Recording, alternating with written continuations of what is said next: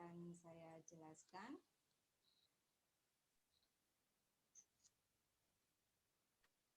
Baik, saya awali saja materi pada hari ini.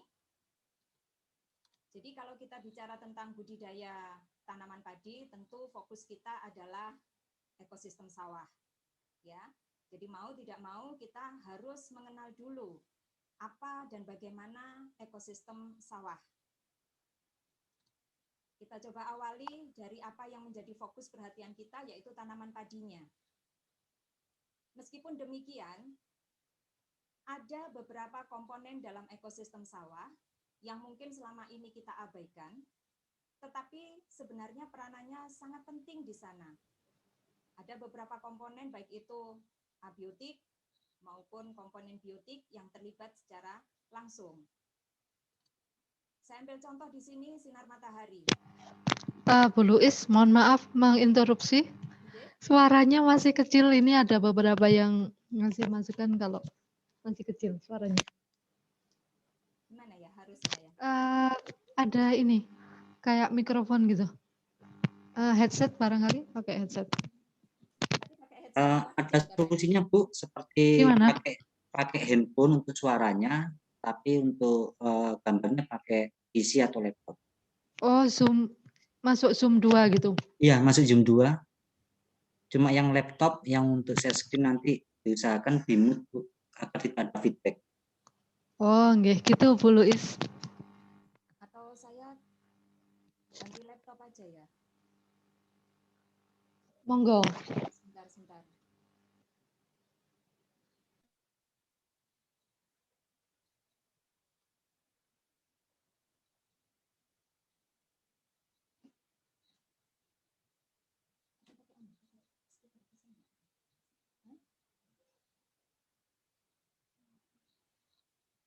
Mohon maaf ya, sebentar. Terlalu kecil ya, walaupun saya berteriak terlalu kecil. Masih kecil Bu? Masih kecil. Nggih Bu.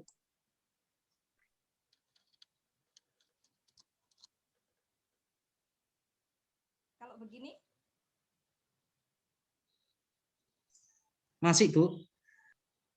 Tetap.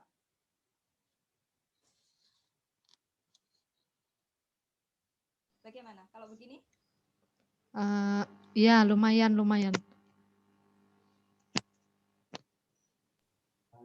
Masih kecil Bu. Cek.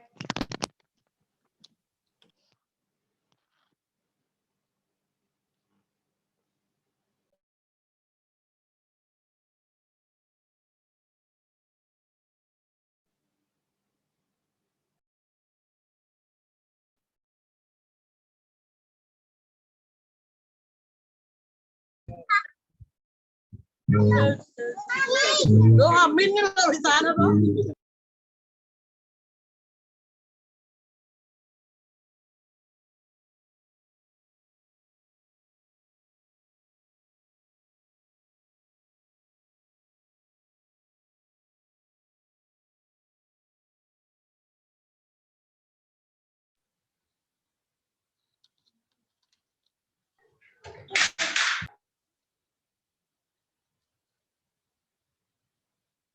Saya minta waktu sebentar ya. Saya siapkan, coba pakai laptop yang lain.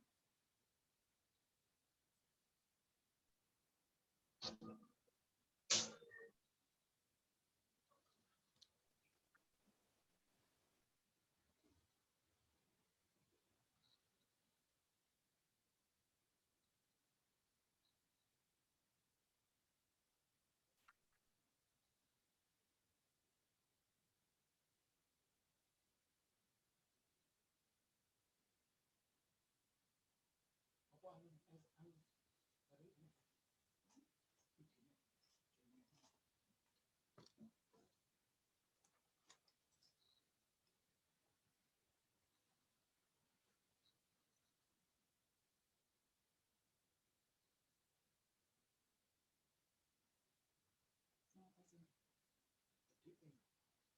291 505 9658 58.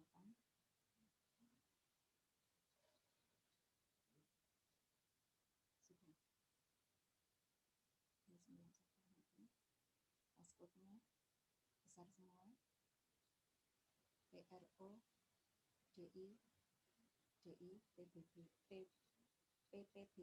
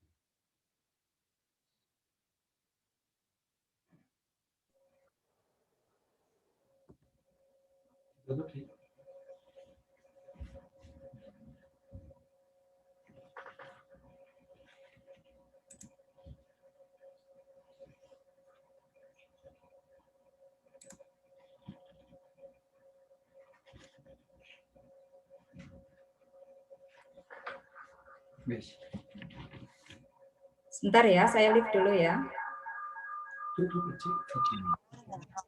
Ini Bu sudah jelas Bu. Suaranya jelas sih Mbak.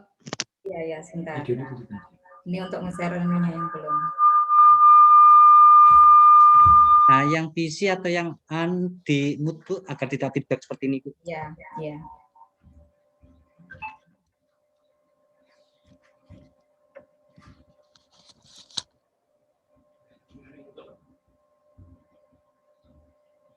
Okay.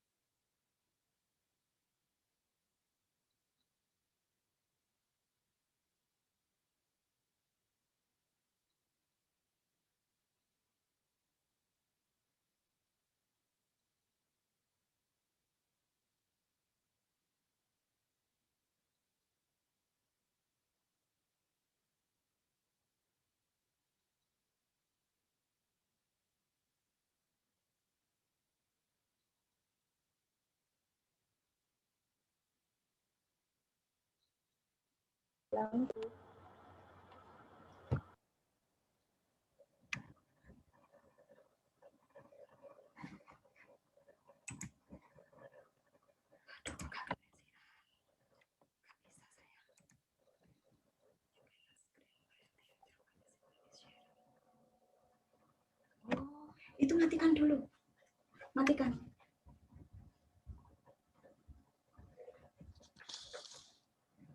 Maaf, saya masih belum bisa nge-share materi ini.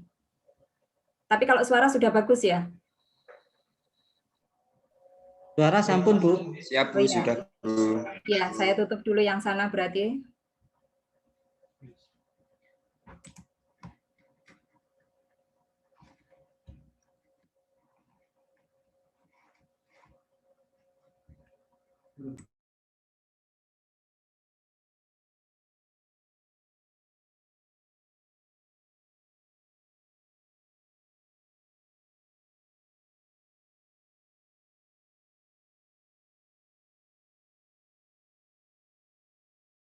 Apa minta dibantu aja sharing materi saya?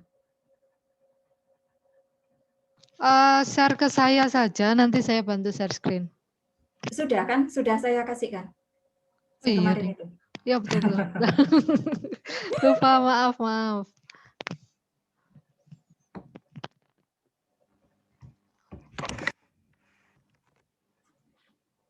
Ini laptopnya kuno ini apa? Gini.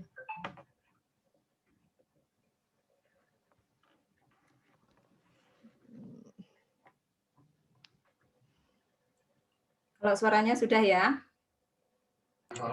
Sampun, Bu. Iya, makasih. Bentar.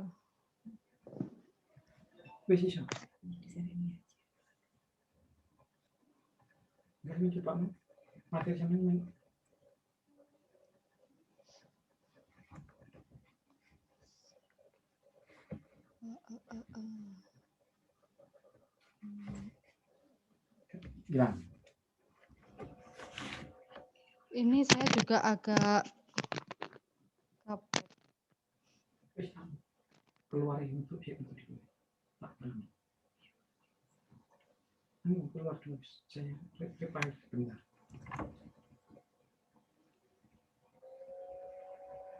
Oke.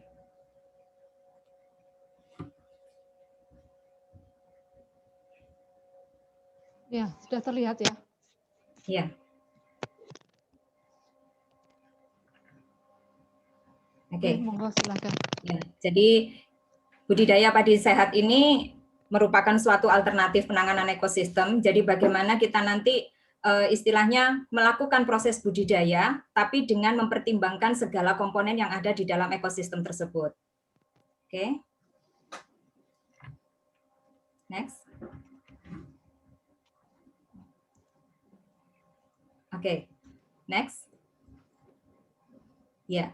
Jadi sekali lagi saya ulangi bahwa ekosistem sawah itu memang fokusnya adalah tanaman padi sebagai salah satu komponen yang kita harapkan dari hasilnya nanti ya. Jadi dari produksinya itu nanti yang akan kita manfaatkan sebagai bahan pangan bagi kita semua. Tetapi yang perlu diingat bahwa di dalam ekosistem sawah itu tidak semata-mata hanya tanaman padi ini. Jadi kita juga di sana akan menemukan berbagai macam komponen ekosistem yang lain yang juga mempunyai peranan yang sangat penting. Ya, next. Jadi kalau kita lihat di situ ada matahari, kita tahu bahwa matahari merupakan sumber energi bagi seluruh makhluk hidup yang ada di permukaan bumi ini, ya, termasuk juga untuk tanaman padi kita. Jadi dari energi cahaya itu nanti akan kita ubah menjadi, maksud saya diubah oleh tanaman padi melalui proses fotosintesis menjadi energi kimia. Nah itu yang akan kita manfaatkan. Next. Jadi selain tanaman, cahaya matahari, di sana juga ada komponen abiotik yang lain. Misalnya adalah media tanam. Media tanam ini merupakan komponen yang sangat penting juga karena media tanam ini merupakan media untuk tumbuhnya tanaman padi kita. Kalau kita berharap tanaman padi kita bisa subur, maka media tanam ini harus kita manipulasi sedemikian rupa sehingga tanaman yang ada di atas permukaan itu bisa menjadi lebih sehat. Kemudian faktor-faktor yang lain atau komponen yang lain, di sini bisa kita perhatikan bahwa ternyata di dalam ekosistem sawah juga kita temukan berbagai macam hewan.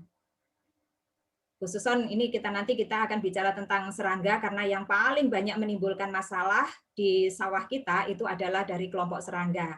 Jadi yang tampak pertama itu adalah walang sangit, berikutnya ada itu wareng coklat, mungkin yang nggak pernah tahu, nggak pernah terjun ke sawah, itu wajah dari beliaunya ya. Kemudian ada penggerek batang, ya, itu di sebelah kanan ada larvanya, di sebelah kiri ada imagonya, ya. Kemudian ada belalang pemakan daun, ya. Jadi ada belalang pemakan daun. Nah, paling tidak ini ada beberapa contoh serangga yang dapat menimbulkan kerusakan pada tanaman padi kita. Jadi keberadaan mereka itu bisa mengurangi hasil. Selain itu juga ada hewan yang mungkin dulu di SD, waktu kita bicara tentang ekosistem sawah, nah ini jadi tokoh utamanya. Masih ingat ya, kalau belajar ekosistem sawah biasanya kita bicara tentang padi dimakan tikus, kemudian tikus dimakan ular, ular dimakan elang. Masih ingat ya itu ya? Biasanya begitu. Tapi selain hewan, ternyata juga ada komponen lain yang bisa menimbulkan kerusakan pada tanaman padi. Iya. Ya. Jadi ternyata baik itu jamur, baik itu bakteri, atau mungkin beberapa jenis virus, jadi ada jasad renik yang ternyata juga mampu membuat sakit tanaman kita. Sehingga nanti bisa menurunkan hasilnya. Nah, kalau kita lihat dari sini, itu ternyata banyak sekali serangan yang berasal dari luar tubuh tanaman padi kita. Tetapi sebenarnya alam sudah menyediakan pasukan atau tentara yang dapat membantu kita untuk meredakan mereka. Nah, ini salah satu contohnya, ada yang disebut dengan kumbang kubah, sebenarnya dari famili Coccinellidae. Ini banyak sekali kita jumpai di ekosistem sawah. Berikutnya, ya, ada laba-laba. Kalau kita lihat, laba-laba yang ada di ekosistem sawah itu sebenarnya terdiri atas dua macam, jadi kita bisa pisahkan menjadi dua macam. Yang pertama adalah laba-laba pembuat sarang, dan yang kedua, seperti yang tampak pada gambar, itu adalah jenis laba-laba pemburu. Jadi kalau dia mau makan, dia ngejar mangsanya. Dikejar, kemudian dimakan. Jadi nggak pakai sarang, ya. Jadi tidak semua laba-laba itu membuat sarang. Kemudian ada juga di situ tampak jenis tabuhan, ada yang menyebutnya dengan tabuhan, ada yang menyebut dengan lebah, ya, dari kelompok Hymenoptera. Jadi ini merupakan salah satu contoh musuh alami atau yang sekarang sering kita sebut sebagai agen sayati dari jenis parasitoid. Ya, kalau yang kumbang helm, kemudian laba-laba pemburu itu adalah jenis predator. Nah, yang lebah ini adalah jenis parasitoid. Berikutnya, di sana ada juga nampak belalang. Loh, kenapa kok belalang dikasih panah dari belalang juga? Karena sebenarnya di ekosistem sawah itu ada dua jenis belalang. Ya, ada yang berperan sebagai hama, jadi dia memakan tanaman padi kita, terutama pada bagian daun. Tapi ada juga jenis belalang yang ternyata tidak mau atau tidak doyan makan tanaman padi. Dia justru memakan serangga-serangga yang memakan padi. Nah, ini kita sebut dengan belalang predator. Ada perbedaan mencolok antara beliau berdua. Jadi kalau untuk yang belalang hama, itu warnanya di sisi lateral atau di sisi samping sebelah tubuh itu terlihat warna kecoklatan. Ya, jadi ada dominasi warna kecoklatan. Sedangkan untuk belalang predator itu biasanya warnanya lebih cerah, jadi kuning orange. Ya. Selain itu, belalang pemakan hama itu mempunyai antena yang pendek. Ya. Jadi dari antenanya bisa kita amati bahwa antenanya itu pendek. Tapi kalau belalang predator itu biasanya antenanya panjang, bahkan lebih panjang dari tubuhnya. Next. Iya. Jadi kalau tikus dimakan ular ini sudah gaya lama ya, kita sudah tahu, walaupun sebenarnya tikus itu juga bisa mendapatkan musuh alami di lapang berupa burung hantu. Justru itu lebih boleh dikatakan lebih ganas dibanding dengan ular. Sedangkan untuk penyakit itu juga mempunyai musuh alami tersendiri yang sudah ada di ekosistem kita, bisa berupa bakteri maupun jamur, tapi dari jenis yang lain. Nah, ini merupakan ekosistem sawah yang harus kita pahami. Kenapa? Karena ternyata kalau kita amati, mungkin di situ padi dimakan walang sangit dimakan kumbang kubah, padi dimakan wereng dimakan hama. Apakah sesederhana itu yang ada di ekosistem kita? Tidak. Next. Lagi? Iya. Nah, oke. Jadi kalau kita amati, ternyata yang ada di ekosistem, di alam itu bukan berupa satu garis lurus dari padi menuju ke herbivor, kemudian ke karnivor. Banyak istilahnya hubungan yang saling bersilangan, akhirnya membentuk suatu yang disebut dengan jaring-jaring makanan. Jadi di alam itu tidak ada rantai makanan, yang ada jaring-jaring makanan.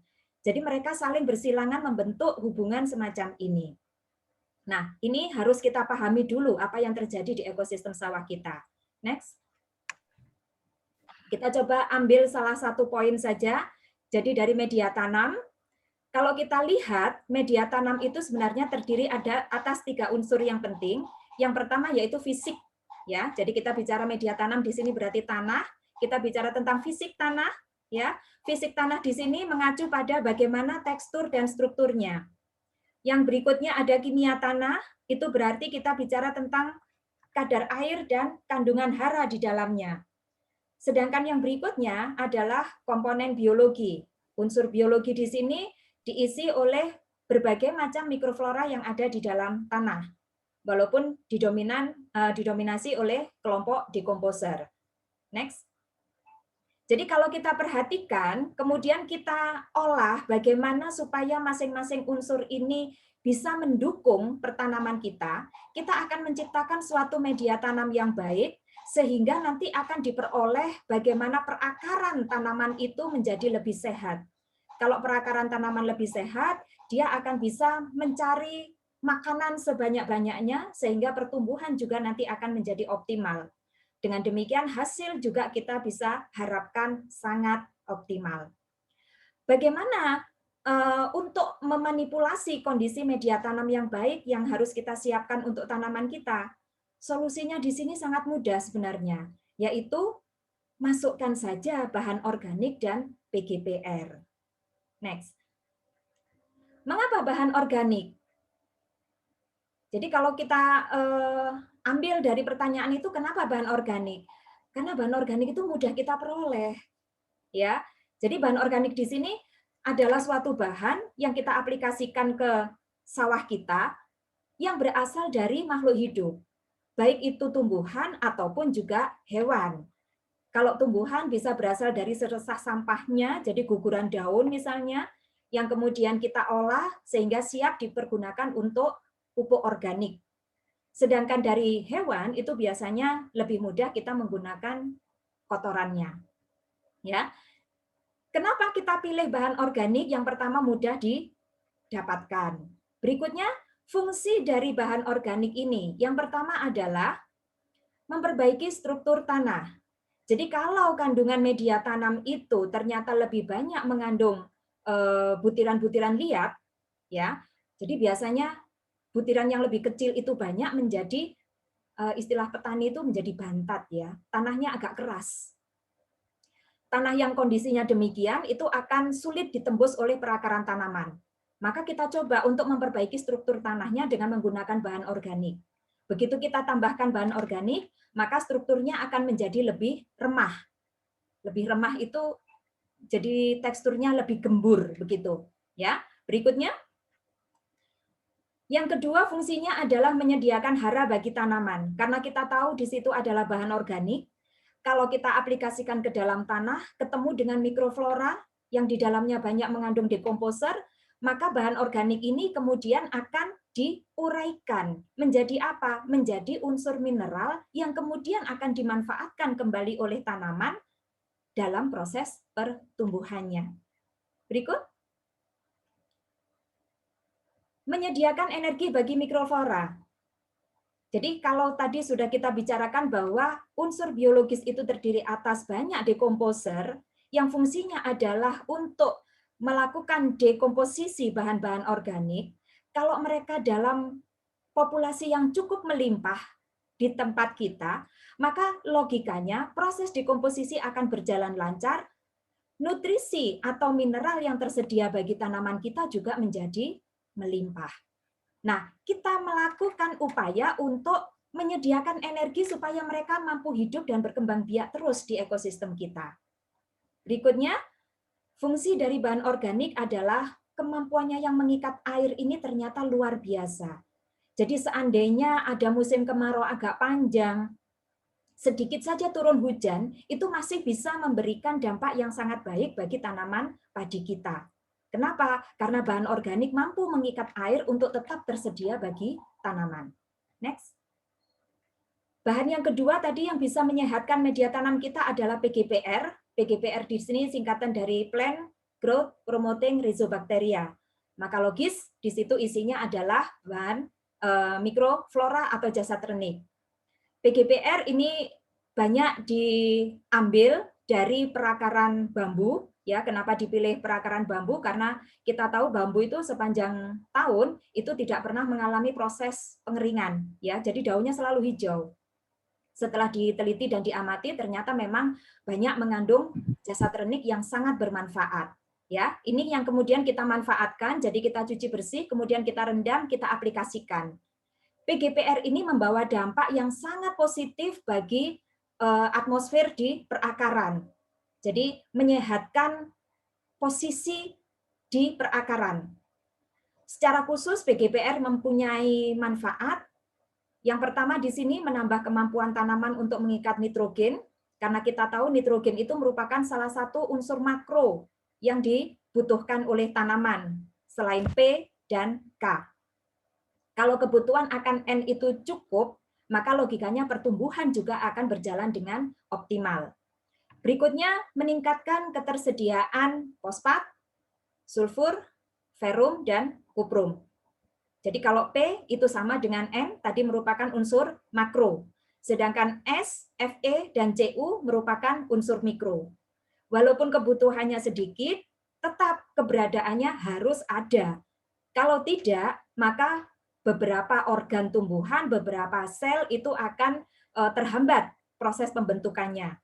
Maka secara fisiologis juga akan mengganggu proses metabolisme di dalam tumbuhan.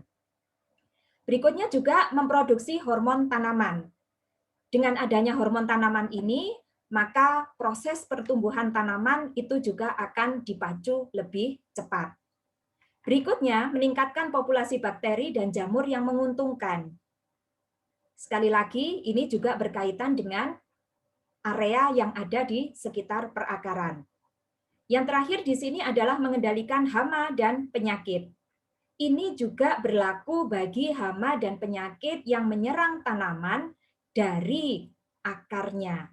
Jadi nanti PGPR akan membantu menyehatkan sistem perakaran tanaman kita. Next.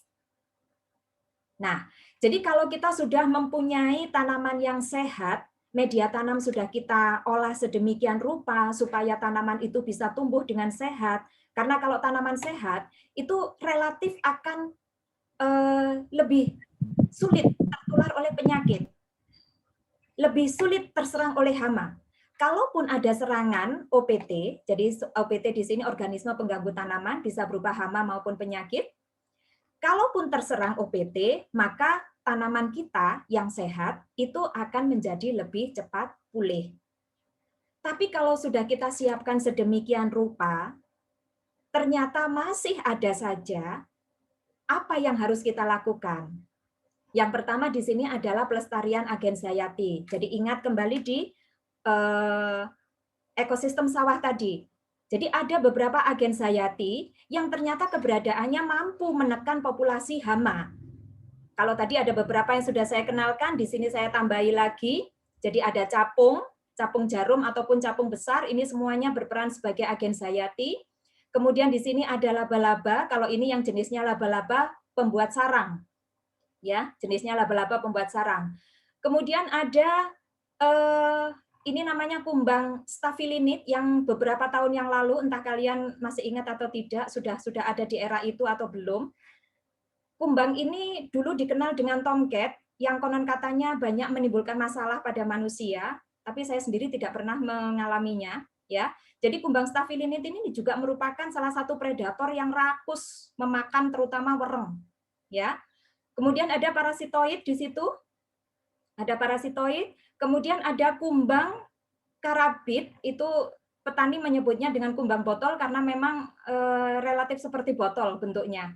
Ya, ini juga mudah kita temui di ekosistem sawah kita. Nah, kalau kita ingin melestarikan mereka, kalau ingin kita membuat mereka nyaman di tempat kita, maka kebutuhannya harus kita cukupi. Apa sih kebutuhan mereka? Pasti mereka butuh makanan. Ya, jadi selain mereka memakan hama, mereka juga butuh tambahan. Beberapa jenis predator maupun parasitoid itu membutuhkan nektar sebagai makanan tambahannya pada fase imago. Itu harus kita cukupi. Berikutnya, selain makanan mereka juga butuh tempat berlindung. Ya, tempat berlindung dari cuaca buruk, tempat berlindung dari perlakuan jahat manusia, tempat berlindung dari beberapa serangan musuh alami yang lain. Nah, sekaligus tempat berlindung juga untuk berkembang biak. Tempat berlindung untuk mereka kawin, sehingga mereka bisa berkembang biak di tempat kita. Nah, bagaimana kita menyediakan makanan tempat berlindung bagi mereka? Salah satu solusinya adalah dengan kita menanam refugia di ekosistem sawah kita. Ya, next. Nah, nanti akan saya jelaskan sendiri untuk refugia. Untuk yang kedua, jadi bagaimana kita melakukan penanganan OPT adalah dengan melakukan pengamatan mingguan. Jadi kenapa dilakukan pengamatan mingguan? Ya mungkin interval waktu yang paling ideal untuk melaksanakan proses pengamatan ekosistem adalah 1 minggu sekali. Ya, apa saja yang perlu kita amati? Yang pertama, kita tentu saja harus mengamati bagaimana populasi OPT-nya. Berapa jumlah werengnya dalam satu rumpun? Berapa banyak misalnya penggerek batang yang kita temukan? Itu harus kita hitung. Kemudian yang kedua, kita juga harus memperhitungkan mengamati berapa banyak populasi agens hayati. Dari sini kita harus menghitung apakah kondisi mereka seimbang. Kira-kira mampu nggak agens hayati secara mandiri untuk hama yang ada di tempat kita. Jadi petani di sini tidak hanya melakukan aktivitas fisik berupa bercocok tanam, tetapi juga harus melakukan apa yang disebut dengan analisa. Kalau analisa sudah diambil, maka berikutnya petani harus menentukan tindakan pengendalian. Perlu atau tidak. Jadi melakukan aplikasi pestisida dan sebagainya, itu berdasarkan pada pengamatan ekosistem yang dilaksanakan secara mingguan. Perlu nggak ditambah pupuk N? Jangan-jangan kalau ditambah pupuk N, tanaman menjadi lebih rentan terserang penyakit.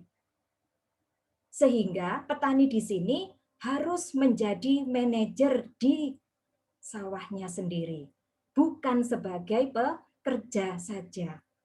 Next. Nah, ini refugia. Jadi ini merupakan salah satu alternatif yang bisa kita lakukan ya untuk melakukan proses penanganan OPT yang ada di sawah kita. Ini saya berikan beberapa contoh, ada 5 gambar kalau tidak salah, ya. Ya. Oh ya, sudah. Ada beberapa contoh di sini bagaimana kita menghadirkan refugia itu di ekosistem sawah kita. Ya, jadi kita mencoba untuk istilahnya membuat nyaman para agens hayati supaya mereka betah, sehingga kalau seandainya ada serangan organisme pengganggu tanaman pada tanaman padi kita, mereka akan menjadi garda terdepan. Mereka akan datang pertama kali untuk melakukan pengendalian itu secara alamiah. Kita hanya tinggal istilahnya mengamati saja, ya, mengamati saja. Apakah masih perlu kita tolong? Apakah masih perlu kita beri bantuan yang lain? Nah, refugia ini kalau kita amati ternyata semuanya indah ya, semuanya indah, terdiri atas bunga-bunga. Sebenarnya bagaimana proses pemilihan tanaman refugia? Ya. Jadi tanaman refugia itu sebenarnya kita ambil dari tanaman-tanaman yang dapat mengundang serangga-serangga berguna untuk masuk ke lahan kita. Apa saja itu? Bisa dari bunga kertas misalnya. Karena memang serangga itu sebagian besar tertarik pada warna bunga dengan warna-warna yang cerah. Bisa kuning, bisa putih, orange, merah, dan seterusnya. Ya. Atau juga tanaman-tanaman yang cenderung berbau harum. Ya, jadi bisa kita pilih di sini ada bunga kertas, kemudian bunga matahari, ini nektarnya banyak sekali karena sebenarnya bunga matahari adalah bunga majemuk, ya. Kemudian ada bunga kenikir, warnanya bisa kuning, bisa orange. Kemudian ada golden Mary, ada bunga pukul 8 yang warna putih itu, karena memang mekarnya ya sekitar itu, setelah itu layu. Atau bisa juga kita pilih yang mungkin bisa kita masukkan di pematang sawah kita, itu tanaman-tanaman yang bunganya juga cantik, mengundang serangga, sekaligus ada hasil samping bagi para petani karena kita bisa mengambil bagian tanaman yang lain untuk dimanfaatkan sebagai tanaman sayur. Misalnya okra. Ya, tanaman okra ini diambil buahnya digunakan untuk sayur. Kemudian juga dari kelompok leguminosae, tanaman kacang-kacangan. Jadi selain bunganya itu juga bisa menarik perhatian dari serangga menguntungkan, maka polongnya bisa kita manfaatkan sebagai tambahan gizi bagi keluarga atau mungkin bisa dijual tambahan pendapatan bagi petani. Jadi ini beberapa tanaman yang bisa kita pilih untuk kita gunakan sebagai pelengkap ya. Jadi tanaman refugia di sawah kita. Harapan kita maka Agen Sayati bisa menjadi kerasan di tempat kita. Next. Kalaupun ternyata populasi dari hama itu masih agak tinggi, mungkin dari Agen Sayati masih kurang siap keberadaannya, ada alternatif yang bisa kita ambil sebagai langkah pertama yaitu menggunakan pestisida nabati. Kenapa pestisida nabati yang kita pilih? Karena yang pertama, bahannya itu adalah tumbuhan yang ada di sekitar kita. Artinya kita tidak perlu mengeluarkan uang terlalu banyak, tidak perlu menambah biaya produksi terlalu tinggi, tapi kita sudah mampu mengendalikan. Ya, jadi tumbuhan yang ada di sekitar kita, apa saja yang bisa kita manfaatkan. Next. Nah, yang kedua, keunggulan dari pestisida nabati ini lebih bersifat ramah lingkungan. Seandainya sisa-sisa dari aplikasi kita itu jatuh di tanah misalnya, itu akan terjadi proses dekomposisi secara alami karena memang yang kita jatuhkan di situ sebenarnya adalah bahan organik juga karena berasal dari tumbuh-tumbuhan. Ya, jadi lebih ramah lingkungan. Berikutnya, mematikan serangga target. Ya, jadi kalau untuk pestisida nabati ini nanti akan kita sesuaikan ya dengan apa sih yang banyak menyerang di lahan kita. Jadi harapannya ya hanya serangga itu yang bisa kita kendalikan. Next. Pemilihan bahan dasarnya ini nanti tergantung pada OPT yang menyerang tanaman kita. Bagaimana cara menentukannya? Next. Ya, jadi kita lihat dulu, kita kenali dulu. Hama yang menyerang tanaman kita itu yang seperti apa? Karena kebanyakan memang berupa serangga, maka kita coba memilah. Jadi serangga di lahan sawah kita itu bisa kita pilah menjadi serangga-serangga dengan tipe mulut menggigit mengunyah dan tipe mulut menusuk menghisap. Untuk serangga yang menggigit mengunyah itu biasanya akan meninggalkan bekas berupa robekan atau juga berupa gerekan atau mungkin lubang ya. Jadi ada sesuatu yang hilang ya, ada yang hilang, bagian yang hilang, yang rusak bisa lubang, bisa robek, bisa bolong, bisa juga patah, dan seterusnya. Sedangkan yang menusuk menghisap, itu biasanya akan meninggalkan sisa serangan berupa, kalau tadi walang sangit, itu ya bulir padinya menjadi kosong, tidak ada isinya. Ya, jadi tidak ada berasnya. Kenapa? Pada saat pengisian, fase masak susu, jadi isi dari bulir itu masih berupa cairan, itu dihisap habis. Maka ya tidak akan menjadi beras. Atau bisa juga mungkin dalam bentuk, kalau untuk wereng misalnya, itu batang-batangnya ini akan mengering. Kenapa? Karena cairan sel dihabiskan. Cairan sel habis, maka selnya mati, maka bagian itu akan menjadi kering. Nah, untuk mengendalikan hama dengan tipe mulut menggigit mengunyah, itu bisa kita menggunakan bahan-bahan yang berasa pahit. Jadi di sini terserah apa saja yang ada di sekitar kita yang bisa kita manfaatkan. Pokoknya kalau untuk menggigit mengunyah, itu bisa kita menggunakan bahan-bahan yang berasa pahit. Saya contohkan di sini dari biji mauni. Ada mungkin yang sempat ngincipi rasanya biji mauni ya, yang iseng begitu ya. Kalau belum ya silakan nanti diincip ya. Kemudian yang kedua ada Butrowali. Saya yakin kalau anak-anak milenial jarang ya kenal Butrowali dan sebagainya ya.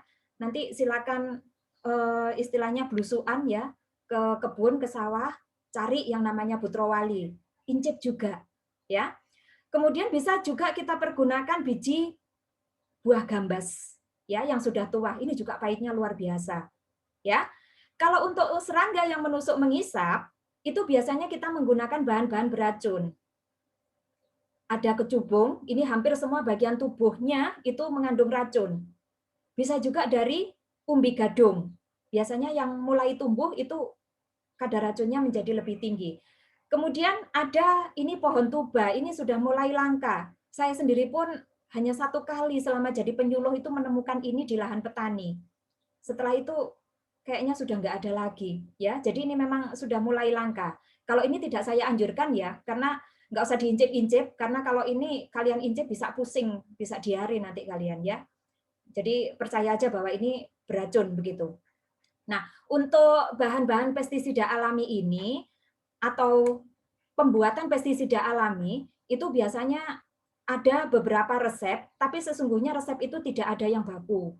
Artinya kalau ingin membuat pestisida alami, sebenarnya bahan apa saja ini bisa kita campurkan dengan komposisi yang sebenarnya juga tidak terlalu harus sekian kilo tidak. Ya sudah kita campurkan aja seadanya.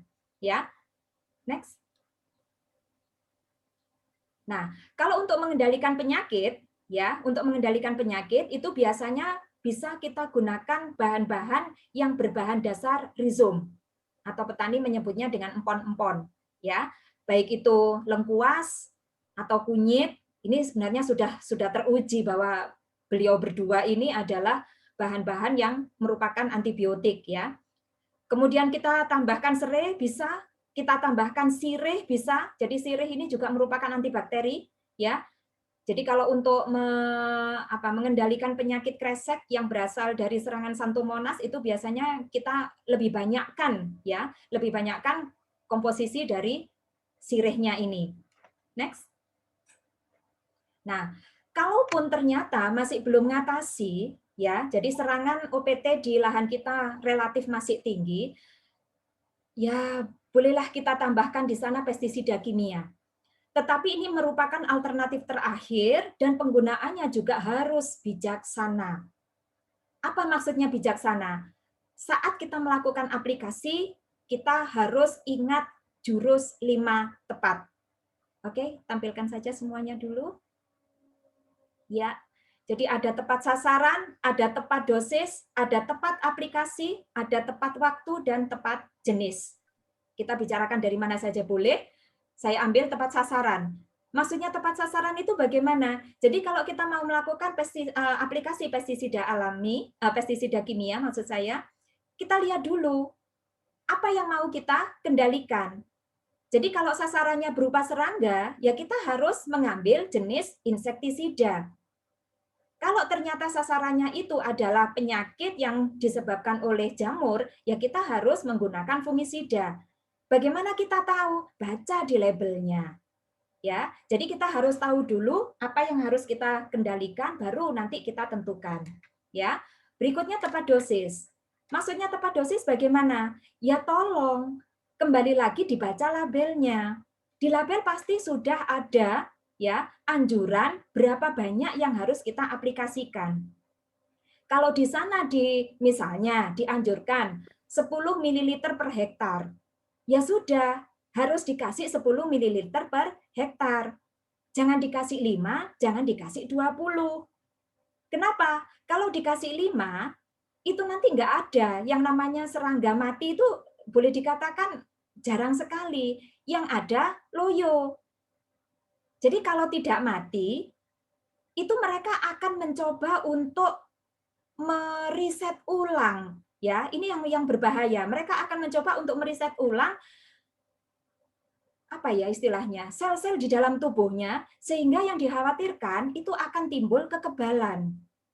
Jadi kalau dosisnya dikurangi, bisa jadi justru akan timbul kekebalan. Serangga itu makhluk hidup. Makhluk hidup itu cenderung terus beradaptasi dengan lingkungan. Kalau kita selalu aplikasikan pestisida dalam jumlah yang kurang, mereka akan merespon sebagai ini berbahaya, ya, tapi tidak sampai mati dia, sehingga dia akan mencoba untuk meriset ulang tubuhnya supaya kebal terhadap pestisida tersebut. Tapi kalau kita berikan 20 yang seharusnya 10, ya serangganya mati. Karena wong dengan 10 saja harusnya mati, karena itu adalah anjuran. Tapi kalau kita beri 20, artinya kan kita berarti buang-buang uang. Padahal pestisida kimia itu nggak ada yang murah. Ya, berarti hanya nambah biaya produksi. Kemudian tepat aplikasi. Maksudnya tepat aplikasi itu, kalau memang serangga yang ingin kita kendalikan ada di atas, di permukaan kanopi, ya kita semprot di sana. Tapi kalau ternyata serangga yang kita aplikasikan, misalnya wereng coklat, itu dia berada di pangkal batang, ya jangan disemprot di atas kanopi. Nggak kena, nggak mati. Ya, sia-sia saja yang kita lakukan. Kemudian tepat waktu. Ini juga kita sedikit banyak harus kenal dengan karakter dari hama yang akan kita kendalikan. Kenapa? Karena beberapa jenis ulat itu ada yang tergolong noctuide, keluarnya malam hari. Dia beraktivitas pada malam hari, dia makan tanaman kita pada malam hari.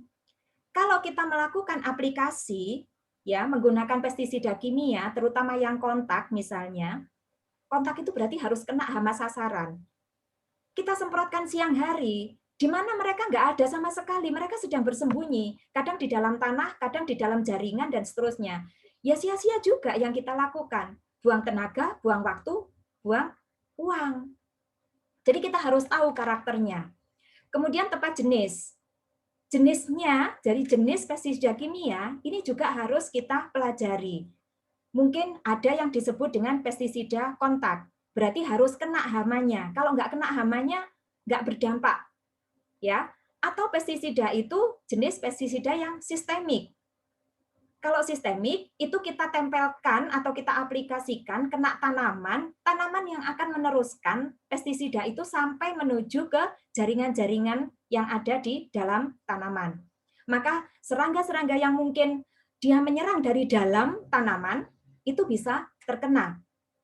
Atau mungkin serangga-serangga yang bersifat mobile, jadi pada saat matahari mulai aktif bersinar, itu dia cenderung lebih mobile, terbang ke sana kemari. Tapi pada saat dia lapar, dia akan mengisap cairan tanaman misalnya. Nah, cairan tanaman yang sudah kita berikan aplikasi pestisida sistemik tadi, itu sudah beracun. Jadi tidak perlu harus kena hamanya, tapi kita mencoba menyisipkan racun itu ke dalam jaringan tanaman. Tapi ingat, tentu saja kita harus sekali lagi bijaksana. Karena kalau nanti kita terlampau banyak melakukan aplikasi pestisida yang sistemik, jangan-jangan bukan hanya hama yang kena, kita sendiri karena kita juga makan dari produksi tanaman tersebut. Ya, jadi ini merupakan penanganan OPT yang bisa kita lakukan di dalam ekosistem sawah kita. Oke. Saya kira materi saya sudah habis ya, sampai di sini. Saya kembalikan kepada moderator. Terima kasih. Assalamualaikum warahmatullahi wabarakatuh. Waalaikumsalam warahmatullahi wabarakatuh. Itu tadi materi yang disampaikan oleh Ibu Luis. Saya kira kalian tadi meskipun tidak diinstruksikan langsung, tapi mestinya ada beberapa poin-poin yang masuk di catatan. Dan saya yakin kalian ini punya pikiran mungkin apa yang pernah disampaikan oleh Bu Eni di kelas, oleh saya di kelas, agak mirip-mirip dengan apa yang disampaikan oleh Bu Luis ya. Karena memang kami ini satu guru satu ilmu ya. Jadi hampir mirip satu arah atau satu aliran atau satu mazhab. Ya. Iya betul. Iya. Jadi ada beberapa tadi yang saya tangkap. Yang pertama, untuk manajemen tanaman sehat itu memang harus diawali dari bawah, dari menyehatkan media tanam, karena dari situ semuanya bersumber. Kemudian kalau memang kita sudah menyediakan lingkungan yang bagus untuk tumbuh tanaman, tanaman sudah sehat, tetapi karena memang secara alamiah di ekosistem itu tidak hanya ada tanaman, tetapi ada juga binatang. Ya, binatang itu ada yang makan tanaman, ada yang makan binatang lain. Nah, sehingga adanya pengganggu ya atau binatang yang memakan tanaman kita itu tidak bisa kita hindari karena itu memang sudah kondisi alamiahnya seperti itu. Nah, seringkali akhirnya binatang yang makan tanaman yang kita budidayakan itulah yang kita vonis sebagai OPT atau sebagai hama. Nah ini kita di sini paradigmanya bukan membasmi tetapi bagaimana menangani atau mengelola. Tadi dijelaskan ada dengan monitoring mingguan, jadi diketahui sebenarnya di lahan itu ada musuh alami enggak sih? Nah, kalau ada musuh alami nanti bisa kita tunggangi, kita manfaatkan untuk mengendalikan OPT. Kemudian juga memanfaatkan tumbuhan-tumbuhan di sekitar kita yang ternyata banyak yang mengandung racun yang bisa digunakan untuk mengendalikan populasi hama. Selain juga tadi jika memang diperlukan baru senjata yang terakhir adalah penggunaan pestisida kimia tentunya harus 5T tadi. Itu barangkali rangkuman dari saya.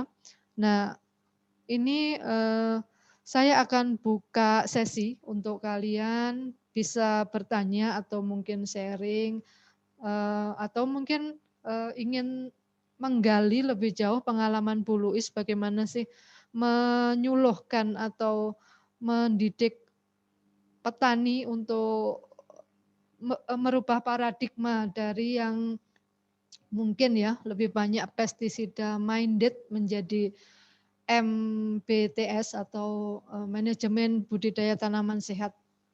Seperti apa suka dukanya di lapangan nanti kalian bisa tanyakan. Ini kita ada waktu sekitar 30 menit, nanti saya bagi menjadi 3 sesi. Coba sesi pertama ada enggak yang ingin memanfaatkan untuk bertanya atau berdiskusi? Silahkan. Gimana ini bisa raise hand ya? Kalau yang bertanya saya harap nanti kameranya on ya. Yang pertama ada Aprilia Retno. Ini saya catat dulu. Kemudian ada lagi. Oh ada 3 partisipan. Baik sesi pertama ini saya batasi dulu 3. Saya kelihatannya hanya 3 partisipan raise hand. Nama-namanya di mana ya? Oh ini. Baik, yang pertama kesempatan untuk Aprilia Retno, kemudian yang kedua untuk Yosika Nur Azizah, yang ketiga untuk Anissa Septia ya, kalau nggak salah ya. Anissa Septa apa Septia? Ya, ya. Baik, silakan mulai dari Aprilia. Baik Bu, terima kasih atas diberikan pada saya. Perkenalkan, saya Aprilia Retno dari kelas PDB 4A. Ingin bertanya narasumber tadi, selain yang dijelaskan pada manajemen tanaman sehat, media tanam dan pengendalian secara alami, apakah teknis budidaya yang lain seperti pengairan dan juga penyulaman dan lainnya itu berpengaruh pada manajemen tanaman sehat, Bu? Mungkin itu yang saya tanyakan, Bu. Terima kasih. Ya, ini Bu Luis kita kumpulkan dulu Ya, dari 3 orang, ya. Silakan Yosita. Mohon izin Bu bertanya. Atas nama Yosita dari kelas PAN-A. Mengenai perlakuan pestisida kimia, Bu. Di daerah saya itu, saya pernah menemukan penggunaan pestisida kimia itu dicampur-campur. Jadi dalam satu kali waktu penggunaan pestisida kimia itu dicampur. Contohnya itu fungisida ditambah bakterisida, terus ditambah untuk pembasmian wereng, terus dan lain sebagainya kayak gitu. Itu digunakan dalam satu waktu dan dicampur dalam satu tangki. Menurut Ibu itu bagaimana? Ya, bagus sekali pertanyaannya Yosika. Kemudian yang ketiga Anissa. Baik Bu, Assalamualaikum warahmatullahi wabarakatuh. Perkenalkan nama saya Anissa dari kelas 4. Izin bertanya terkait pengalaman dari Ibu Luis menjadi penyuluh pertanian. Kemarin di daerah saya tuh ada ledakan serangan hama wereng, Bu. Kebetulan saya waktu itu lagi magang, kegiatan magang di toko pertanian, dan banyak petani itu yang membeli pestisida kimia untuk mengendalikan hama. Ketika saya bertanya, Pak, kenapa kok nggak pakai pestisida nabati saja gitu? Terus mereka menjawab, nggak Dok, kalau pakai pesnap itu nggak mempan, terus waktunya lama, bikinnya ribet. Nah, mungkin Ibu Luis itu pernah mengalami hal demikian di lapangan. Bagaimana cara Ibu untuk menjawab pertanyaan-pertanyaan dan keraguan dari petani tersebut agar petani itu berpikir bahwa menggunakan pesnap itu bisa daripada hanya menggunakan pestisida kimia. Mungkin seperti itu, Bu. Terima kasih dan wassalamualaikum warahmatullahi wabarakatuh. Waalaikumsalam. Saya kira jelas ya Bu Luis pertanyaan dari masing-masing mahasiswa. Memang mereka selain di kelas, mereka juga punya pengalaman pendampingan dengan petani. Nggih, monggo silakan. Baik, terima kasih. Berarti masih ada yang tidak tidur ya di siang-siang kayak begini, masih ikut mendengarkan. Jadi untuk pertanyaan pertama dari Aprilia, apakah teknis budidaya itu berpengaruh juga terhadap kesehatan tanaman? Tentu saja, ya. Jadi kita tadi kan bicara tentang ekosistem. Ekosistem itu sebenarnya suatu hal yang sudah menyeluruh, ya, sudah komprehensif yang ada di lahan kita. Terdiri atas komponen biotik maupun abiotik. Kalau abiotik itu bisa berupa tanah, air, udara, matahari, dan seterusnya, sedangkan yang biotik itu ya tanaman itu sendiri, tanaman di sekitarnya, kemudian hewan yang ada di sana, termasuk juga jasad renik. Jadi pokoknya faktor yang hidup yang ada di sekitar tanaman kita. Nah, bagaimana kaitannya dengan teknis budidaya? Sebenarnya kalau kita bicara tentang teknis budidaya, itu berarti bisa terdiri atas pengaturan jarak tanam misalnya. Pengaturan jarak tanam ini kenapa diatur, kenapa harus ada jarak tanam? Itu supaya tanaman budidaya kita tumbuhnya optimal, sehat, tidak rebutan nutrisi dengan tanaman-tanaman yang lain. Nah, kalau sudah begitu kan berarti teknis budidaya mempengaruhi. Ya, jadi memang benar teknis budidaya itu mempengaruhi dari kesehatan tanaman kita. Termasuk juga kalau kita bicara tentang misalnya apakah kita harus menanam monokultur atau multikultur.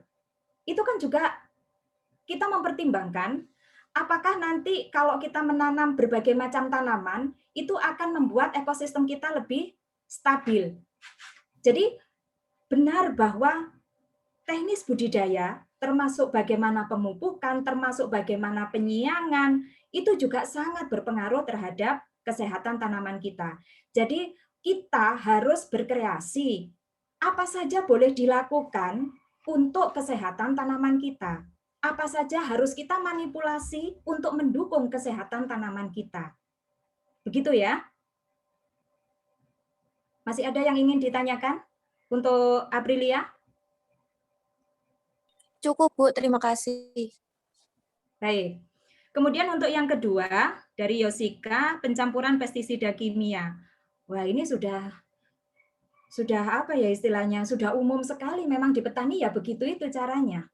Ya. Kenapa mereka melakukan itu? Nomor satu hanya untuk efisiensi waktu dan tenaga. Berarti di sana juga ada efisiensi biaya dari tenaga kerjanya.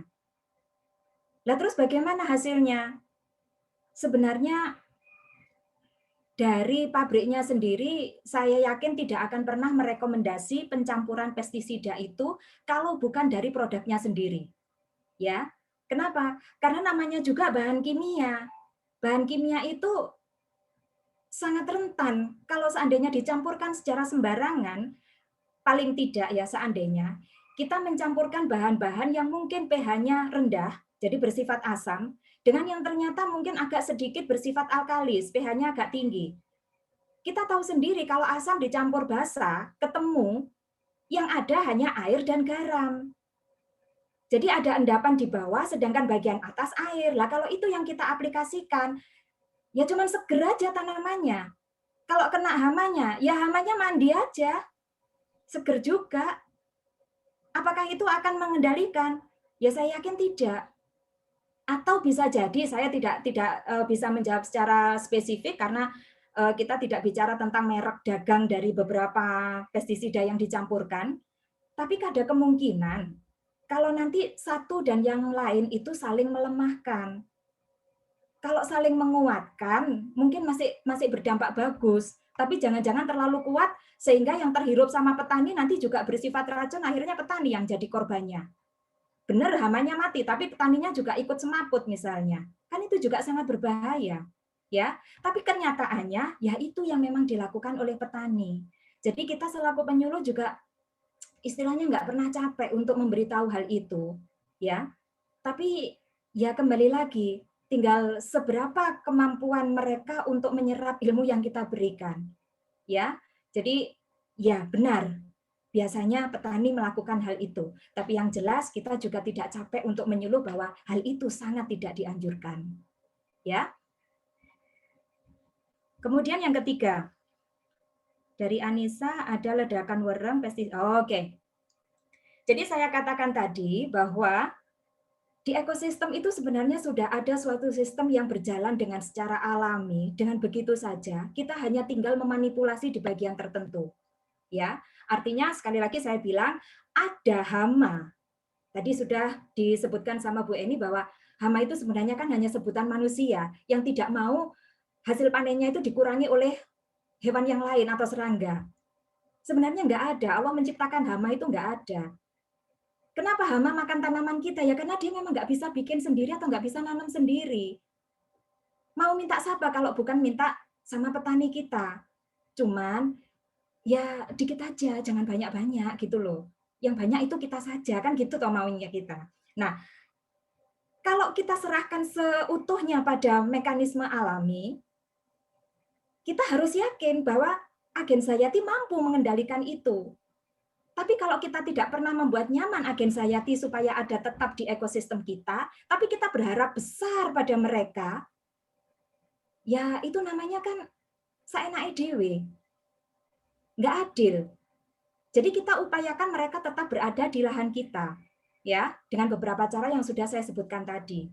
Kalau ternyata keberadaan dari agen Sayati ini ternyata populasinya tidak ngatasi untuk mengendalikan serangga hama, kita ada alternatif berikutnya, menggunakan pestisida alami. Nah, yang harus diketahui, pestisida alami ini memang tidak dianjurkan pada saat populasi hama sudah sangat tinggi. Jadi kalau sudah disebut dengan ledakan atau outbreak, itu logikanya memang populasi sudah luar biasa, jauh di atas ambang kendali. Kenapa kita tidak menganjurkan menggunakan pestisida alami? Benar yang dikatakan argumen dari petani tadi, kerjanya lambat. Iya, karena itu bahan organik. Ya, jadi butuh ada istilahnya semacam penguraian dulu dari bahan aktifnya, baru kemudian berproses kepada hamanya dan seterusnya. Benar. Jadi nanti kalau sudah ada ledakan kita gunakan pestisida alami, salah-salah nanti malah oh alah Bu meneng wae timbangan yang kayak isaran tapi gak masuk blas. Bisa begitu nanti. Apa yang kita anjurkan memang kurang tepat. Kalau ledakan, jadi dikatakan sudah ledakan, populasi sangat tinggi, alternatifnya memang harus dikendalikan dulu menggunakan pestisida kimia. Cuman ya itu tadi harus bijaksana. Ya, jadi benar kalau memang untuk sudah terjadi ledakan, petani akan menghindar dari pestisida alami. Kita sendiri juga tidak menganjurkan itu. Ya, mungkin itu yang bisa saya sampaikan. Mungkin masih ada yang perlu disanggah atau ditanyakan dari 3 penanya awal. Ya Bu, sudah cukup. Saya ucapkan banyak terima kasih kepada Bu Luis sudah menjawab teman-teman. Iya, untuk Anissa, Yosika, dan Aprilia, saya kira sudah sangat lengkap dan jelas ya dari Bu Luis tadi. Baik, sekarang sesi berikutnya, 3 penanya lagi. Barangkali tadi siapa tadi? Wendy tadi. Wendy, biar terdengar suaranya, barangkali mau bertanya. Silakan raise hand. Ya, Wendy 1, terus 2 lagi, silakan.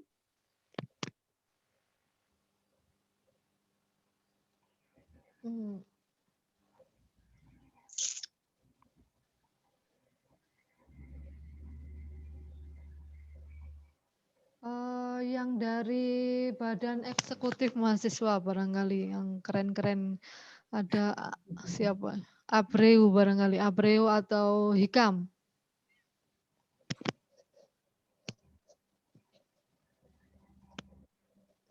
Oh, Iwayan ya, silakan Iwayan Gangga.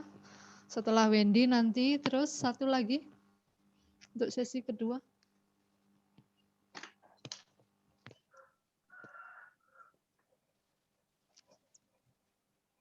Halo.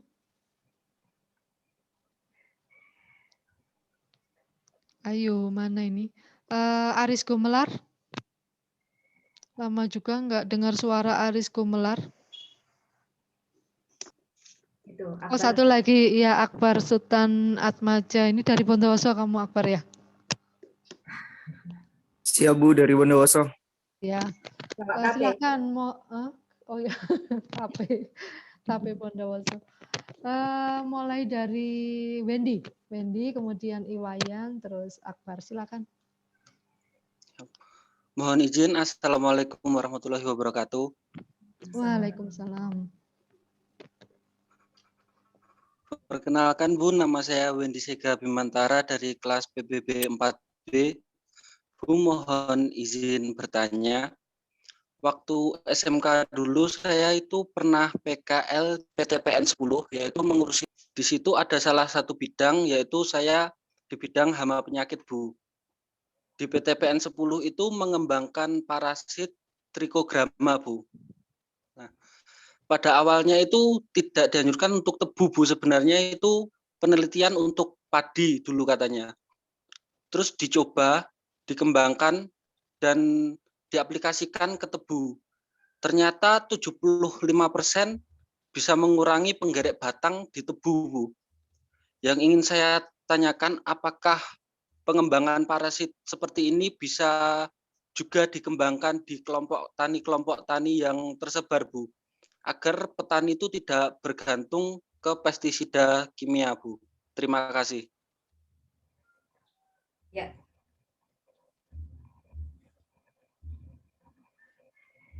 Ya, pertanyaan sudah saya tangkap. Berikutnya.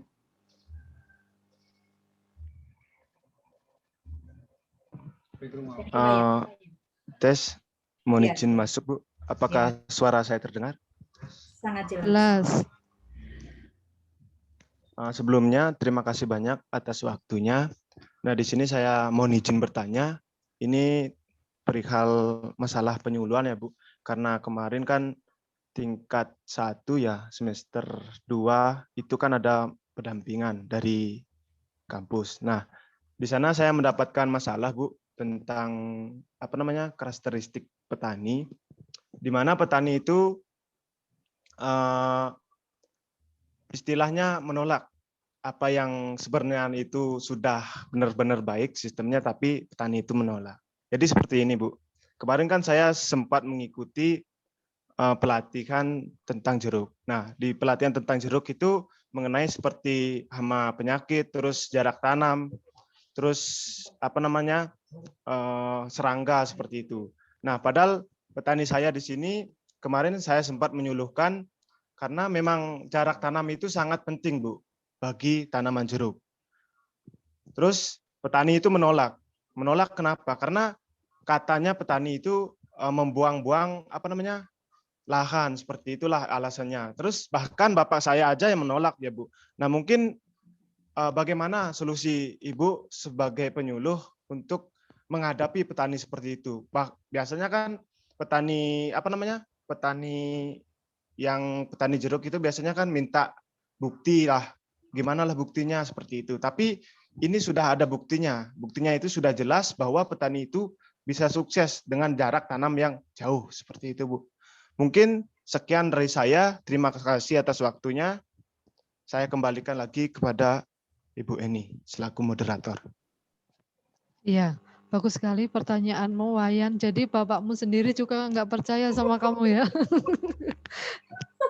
Ya, kita lanjut ke Akbar. Baik, terima kasih. Assalamualaikum warahmatullahi wabarakatuh. Waalaikumsalam. Perkenalkan, nama saya Akbar Sultan Remaja, saya dipanggil Akbar dari kelas PBB 4C.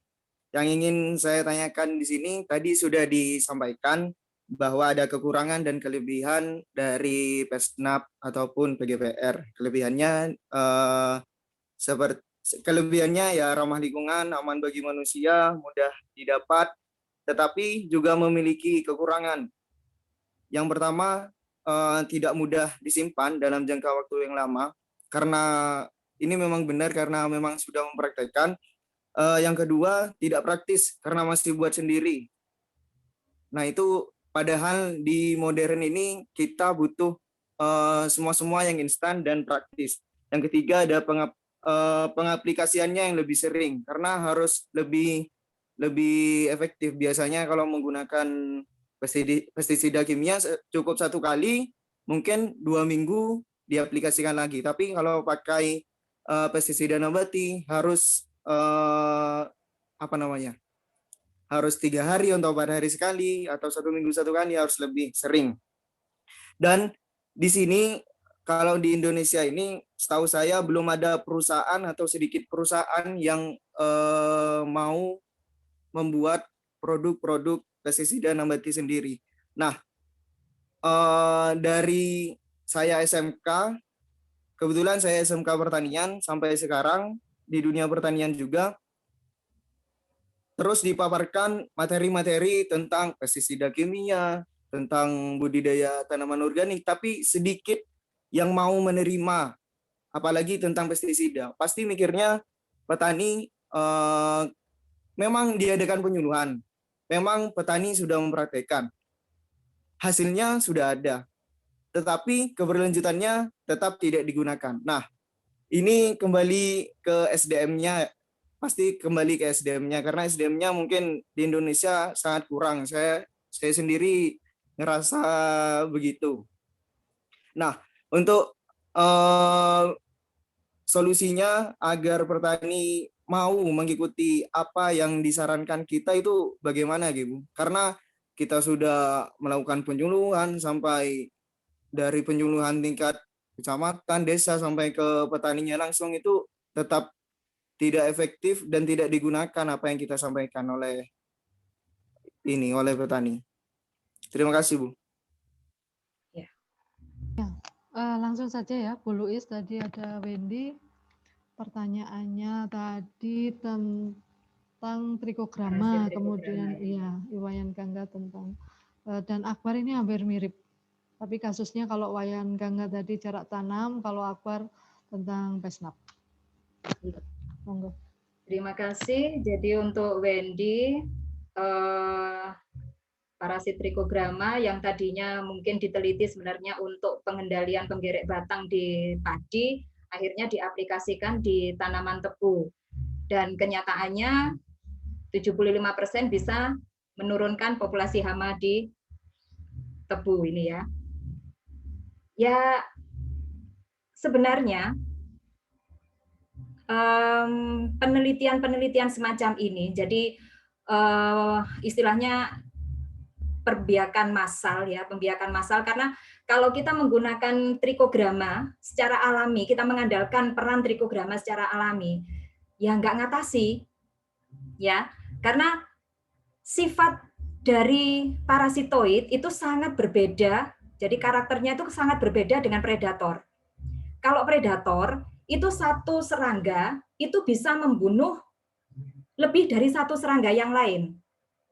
Jadi dengan cara dimakan, dibunuh dengan cepat, ya, satu hari itu bisa 2, bisa 3, atau bahkan yang rakus itu bisa 5 ekor. Satu hari satu individu predator. Tapi kalau parasitoid, itu selama hidupnya, dia hanya membunuh satu serangga saja. Ya, selama hidupnya itu dia hanya membunuh satu serangga saja. Kemudian hasil perkembangbiakannya, jadi ibunya parasitoid itu juga akan sangat selektif untuk menempatkan telur-telurnya di hama-hama yang memang harus menjamin ketersediaan makan bagi anak-anaknya. Itu sifat parasitoid memang seperti itu. Otomatis, kalau kita hanya mengandalkan mekanisme alam untuk memanfaatkan peran parasitoid memang kurang. Jadi, trichogramma memang biasanya dikembangkan secara in vitro. Di laboratorium dilakukan rearing mass, pembiakan massal, kemudian diaplikasikan di ekosistem itu dalam bentuk telur yang sudah ditaruh di dalam pias-pias seperti itu. Kenapa kok tidak dianjurkan kepada petani misalnya? Pertanyaannya kan seperti itu.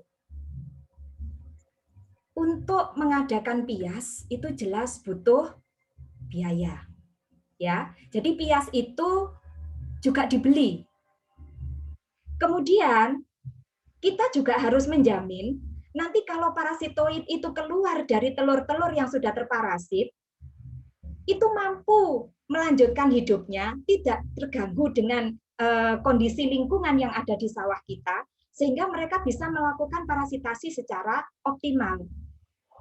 Nah, ini kadang-kadang yang kita lupa.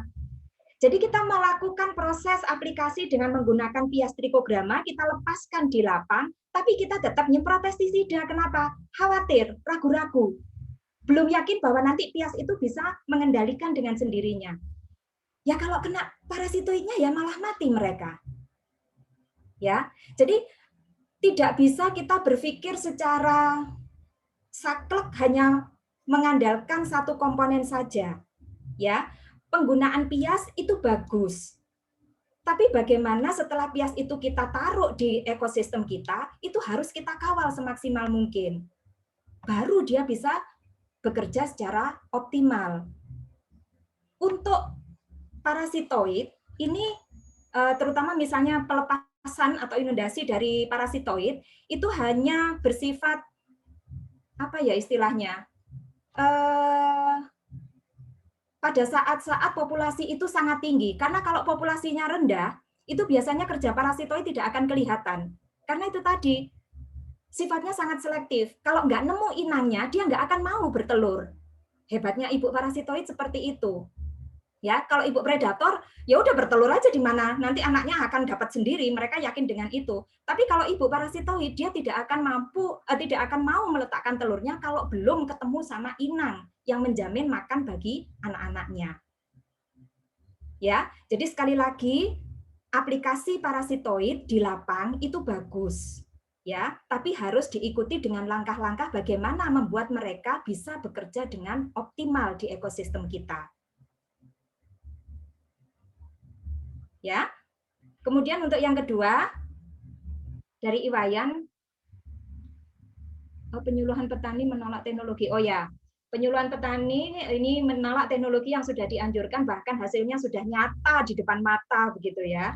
bahkan sama bapaknya saja ditolak. Berarti yang meyakinkan wajahmu, atau mungkin kalimatmu kurang meyakinkan begitu ya. Ilmumu mungkin masih belum nyampe ya.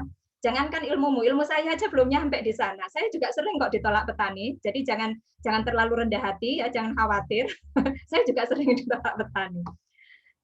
Ini nanti jawabannya ada di poin yang disampaikan oleh Akbar. Itu realita ya. Jadi itu realita. Saya juga sering mengalami, boleh dikatakan kalau itu kecewa ya kecewa, tapi saya anggap ya itu tantangan aja. Itu bagian dari liku-liku pekerjaan saya. Kita ada program dari dinas misalnya, ya kita ada program dari dinas, diberikan sekolah lapang selama 1 musim. Misalnya kita berikan teknologi jajar legowo, sama ya jarak tanam urusannya. Teknologi jajar legowo itu kita membuat bagaimana tanaman padi itu berjarak agak lebar pada setiap barisnya. Tapi kemudian di baris berikutnya, ya di baris berikutnya biasanya kan ada 1 baris, kemudian agak lebar, kemudian baris berikutnya berdekatan. Tapi setiap jarak pada rumpun di baris yang bersangkutan ini rapat sekali, ya. Atau yang disebut dengan jejer wayang. Kalau pada petani itu menyebutnya jejer wayang. Itu sebenarnya kalau di total jumlah populasinya jauh lebih banyak kalau dibanding dengan sistem tegel biasa. Jarak 25-25 misalnya. Dengan jajar legowo itu sebenarnya membutuhkan populasi lebih banyak. Artinya jumlah rumpun lebih banyak. Dampaknya harusnya hasilnya jauh lebih besar. Di SL kita terapkan. Ya, jadi ada peta yang kita pakai sebagai demplot itu menggunakan sistem jajar legowo sebagaimana yang dianjurkan. Peta yang lain itu kita sebut dengan peta konvensional, terserah petani mau pakai cara apa. Selama 1 musim diamati. Pada akhirnya setelah panen kita ubin, kita timbang, hasilnya lebih bagus yang jajar legowo. Apakah petani ikut? Enggak. Setelah SL ya kembali ke sistemnya semula. Siapa yang salah? Enggak tahu. Ya itu memang istilahnya tantangan bagi kita, bagi penyuluh yang ada di lapang. Sudah jelas hasilnya seperti itu. Mereka pun tahu, mereka juga menyadari bahwa nggih Bu, tibake jajar legowo niku ancene sae. Lah terus, benjing napa ndamel sistemnya Pak? Nggih duka mangke Bu. Kadang sing tandur nggih mboten purun. Lah mereka kalah dengan regu tanam. Yang padahal regu tanam itu mereka bayar. Jadi kalau regu tanam itu banyak kecewa, banyak mengeluarkan keluhan, wis lek ngene carane nandur gak mari-mari wang. Terus pada saat mereka mau menanam di musim berikutnya, cari regu tanam susah. Akhirnya kembali lagi ke sistem tackle. Ya itulah, itu realita yang kita temui seperti itu. Nah, saya sambung saja sekalian dengan pertanyaan Akbar. Ya, Pesnap memang banyak kekurangan, tidak seperti pestisida kimia yang sifatnya instan.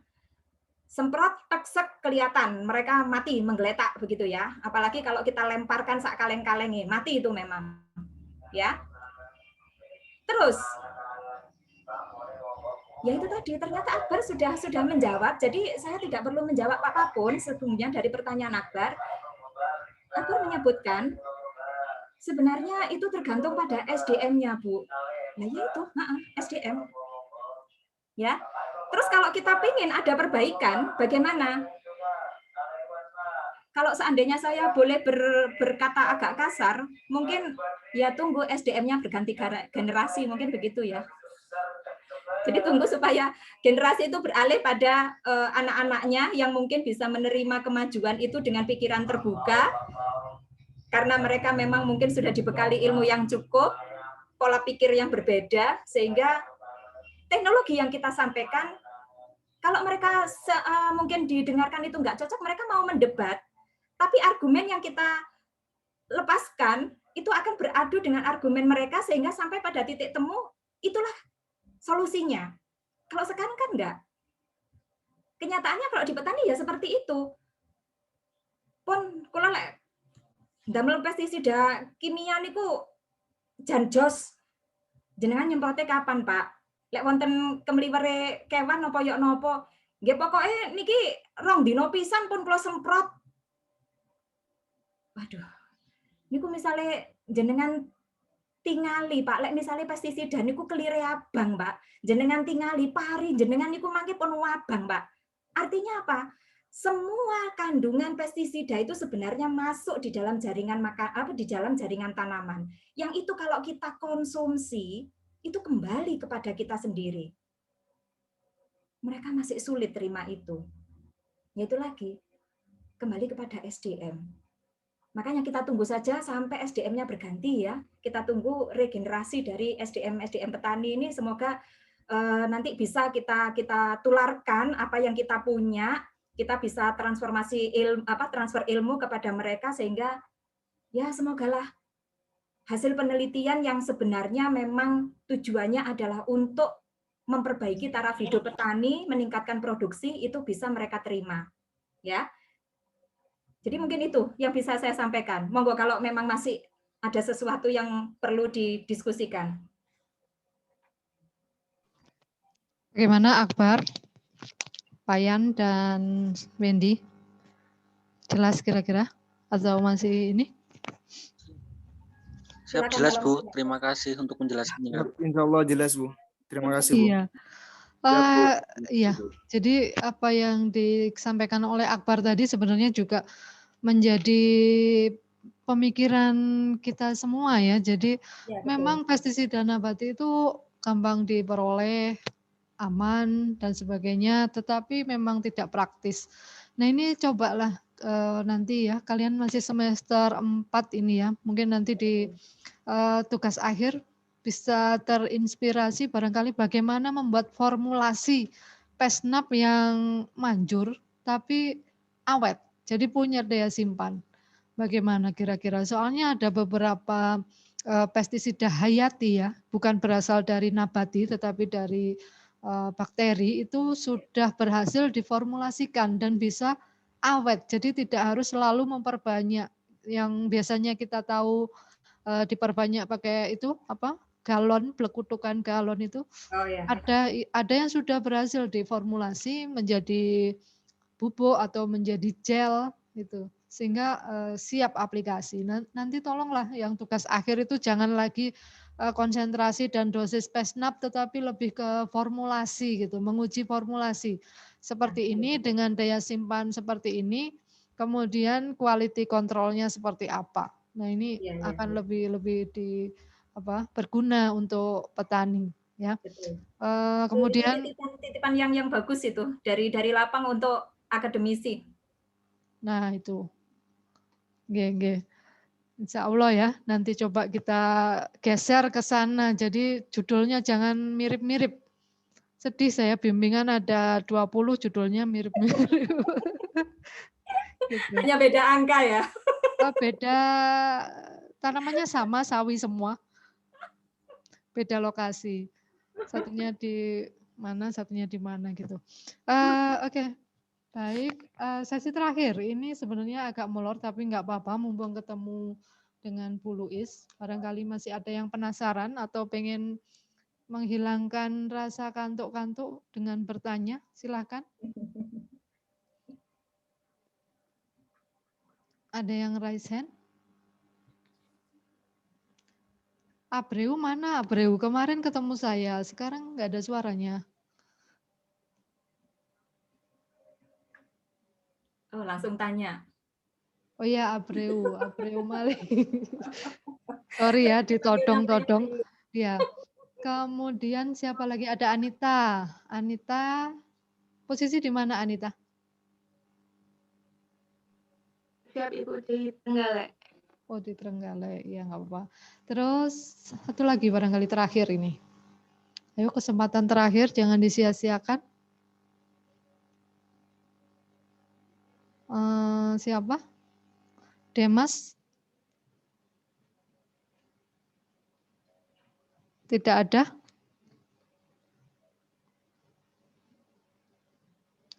Oke, baik. Dari dua orang penanya, yang pertama Abreu Mali, ini boleh saya perkenalkan Bu Luis. Abreu ini adalah Ketua HMJ ya, Himpunan Mahasiswa Jurusan pertanian. Kemudian ada Anita dari Trenggalek. Silakan.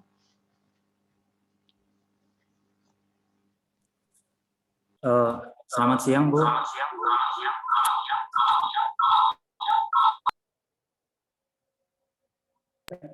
Suaranya bergaung, Abreu. Enggak, Bu.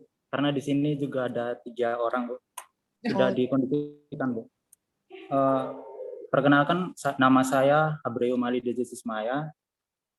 Asal saya dari Kabupaten Belu, Nusa Tenggara Timur.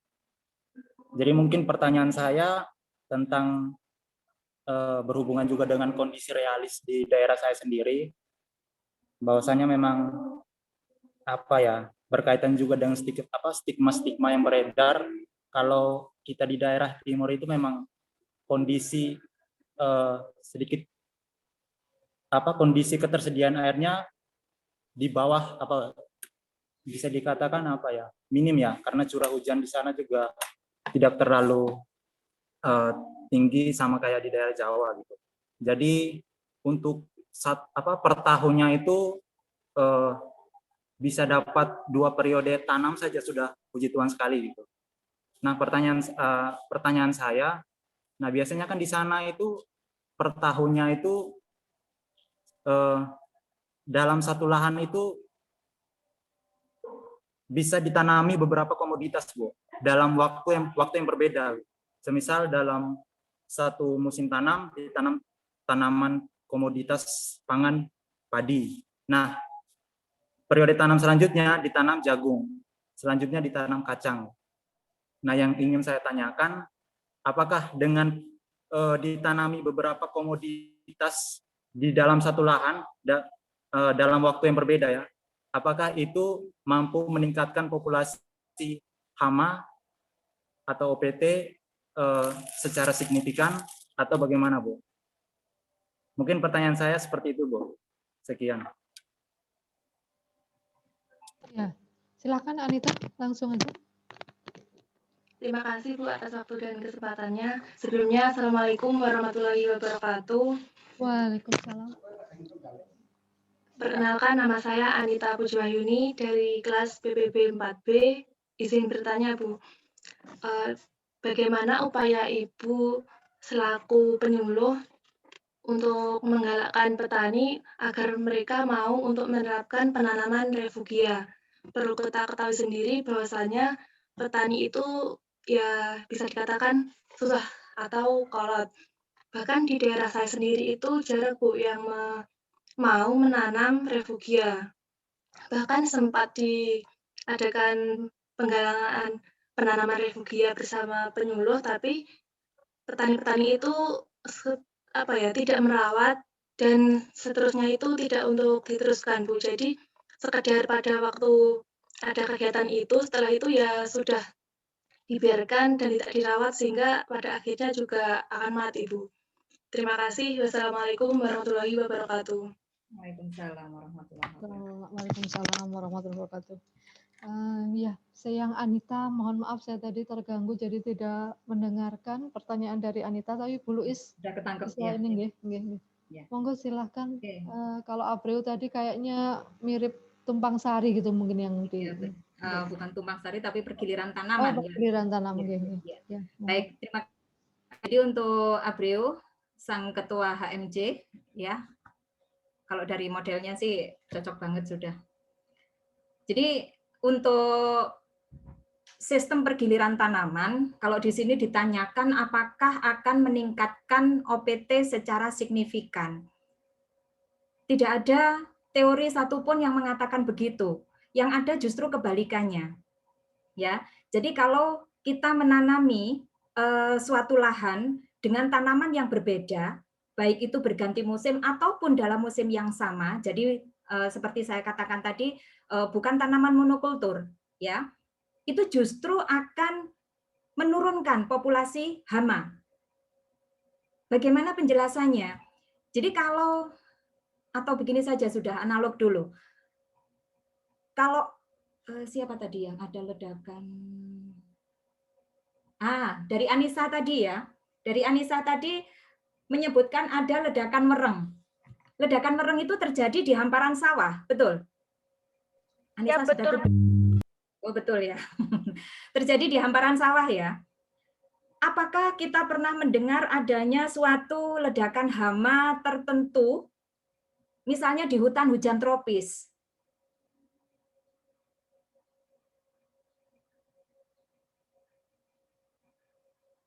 Kayaknya belum ya. Minimal nggak pernah kita baca di berita-berita tertentu. Kenapa? Karena di sana tanamannya itu sangat heterogen. Jadi, kalau seandainya di sana itu lepas serangga, yang makan tanaman cemara ada. Saya ini ngawut aja ya, jenisnya tanaman ngawut aja. Yang makan cemara ada, yang suka tanaman jati ada, yang suka pisang ada, yang suka bambu ada, dan seterusnya. Kalau semua tanaman itu kita tanam bersama-sama, maka logikanya yang namanya tanaman jagung ini tidak akan rusak dengan sendirinya. Kenapa? Karena ada yang tidak suka makan tanaman jagung. Tapi kalau kita menanam secara monokultur di hamparan yang sangat luas, puluhan hektar misalnya, maka kalau misalnya kemudian di situ ada invader, ada pendatang dari luar, dalam bentuk mungkin sekeluarga wereng coklat, kemudian dia berkembang biak di situ, berhasil katakan menurunkan 100 anak, 100 anak ini terjamin makanannya. Kenapa? Karena semua yang ada di situ adalah makanan mereng. Paham maksud saya? Ya. Maka 100 anak ini akan berkembang biak lagi. Kenapa? Karena dia yakin kalau dia berkembang biak, itu anaknya juga terjamin kehidupannya. Maka akan terus bergulir sampai sekian generasi, pada akhirnya akan terjadi ledakan hama. Tapi kalau di hutan atau di suatu lahan yang di situ ditanami dengan heterogen tanamannya, itu akan menurunkan secara alami kondisi hama pada tanaman tertentu. Jadi misalnya kita menanam jagung, di situ kemudian ada tanaman tomat, ada bawang merah. Bahkan bisa jadi untuk tanaman tertentu ini justru menjadi penolak hamanya jagung misalnya, maka jagung kita selamat. Kenapa? Karena ada hamanya jagung yang tidak suka dengan aroma tomat. Itu sudah dengan sendirinya mau masuk saja nggak jadi, apalagi makan, menimbulkan kerusakan. Ya, jadi pergiliran tanaman itu sebenarnya justru sangat dianjurkan. Bahkan kita sering sekali mengadakan penyuluhan untuk lahan sawah yang sama, yang 3 kali ditanami tanaman padi, itu jangan sampai mengulang varietas yang sama. Karena dengan mengulang varietas yang sama selama 3 musim berturut-turut atau bahkan pada musim-musim berikutnya, itu akan membuat hama yang sudah established di situ, sudah nyaman berada di situ, itu akan terus berkembang biak sehingga pada musim berikutnya sudah hancur total nanti. Tapi kalau kita ganti minimal dengan varietas yang lain, mungkin karakter dari tanaman padi varietas yang lain itu akan berbeda dengan sebelumnya. Ini akan sedikit menghambat proses kerusakan yang diakibatkan oleh hama yang sama. Ya, jadi Abreu untuk 2 kali atau 2 kali musim tanam ya dalam setahun, itu kalau seandainya dilakukan proses pergiliran tanaman itu justru bagus. Ya, apalagi diselingi dengan tanaman kacang-kacangan yang nanti akan meninggalkan bintil-bintil akar di lahan tanaman kita, di situ bisa menimbulkan proses pengikatan N jauh lebih banyak dibandingkan dengan kalau tanpa bintil akar. Ya, jadi diteruskan saja justru. Ya, nanti ilmunya dibawa pulang, dengan adanya pergiliran tanaman itu justru lebih bagus. Syukur-syukur kalau dengan tumpang sari, walaupun tidak, artinya tumpang sari jangan selalu diasumsikan dengan semua ditanam di satu lahan yang sama. Ya ada jagung, ada padi, ada, ya kalau semburat begitu ya malah kacau, nanti panennya juga susah, ya. Kemudian pengaturan jarak tanam juga susah karena masing-masing kan mempunyai jarak tanam optimal. Ya, tetap istilahnya dibuatkan petak-petak kecil bagaimana cara kita mengatur supaya masing-masing tanaman tetap dalam kondisi yang sehat, ya. Pertumbuhannya optimal. Kemudian untuk Anita, kalau dari Trenggalek dan ini posisi di rumah ya. Jangan-jangan sama ngemil alen-alen ya? Siap, ya Bu, benar. Oh, benar.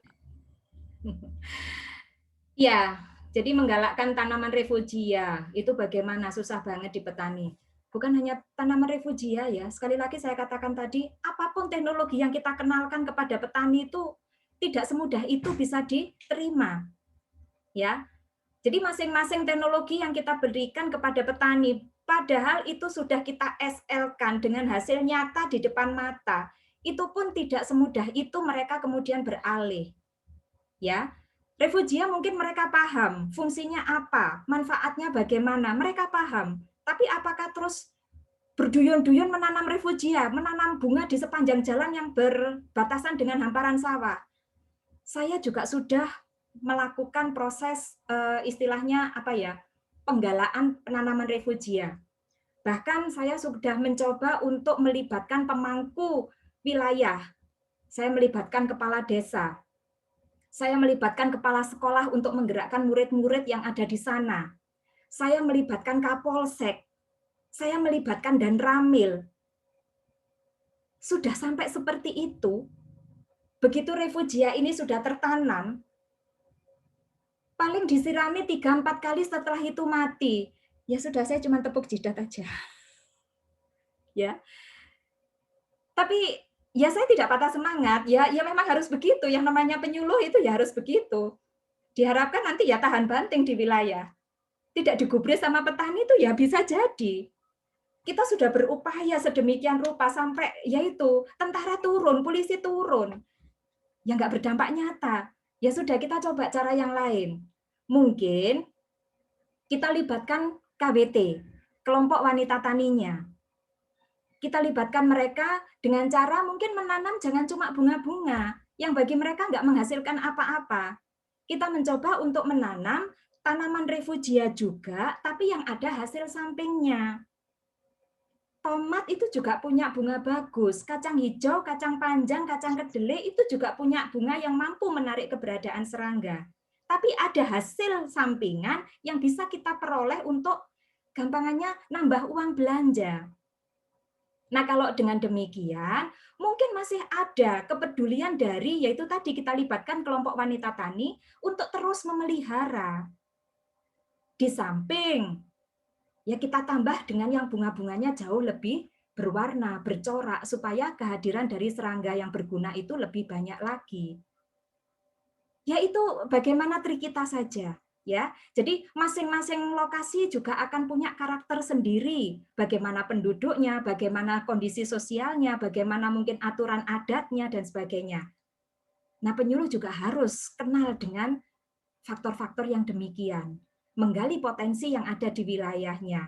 Itu yang akan kita coba untuk kita sinkronkan pada semua program yang kita punya. Ya, jadi kita yakin itu bagus, belum tentu memang diterima. Ya bagaimana cara kita nanti masing-masing nanti kalau dari adik-adik ini sudah terjun ke lapang ya insya Allah tahu kok ya apa yang harus kita lakukan meskipun itu tidak bisa saya 1 tahun di sana sudah menghasilkan ini. Kalau urusan pendidikan orang dewasa itu harus sabar, harus telaten, kita masuk di sana dengan bahasa mereka dan seterusnya ya insya Allah nanti tahu lah ya mungkin itu yang bisa saya sampaikan. Ya, terima kasih Bu Luis.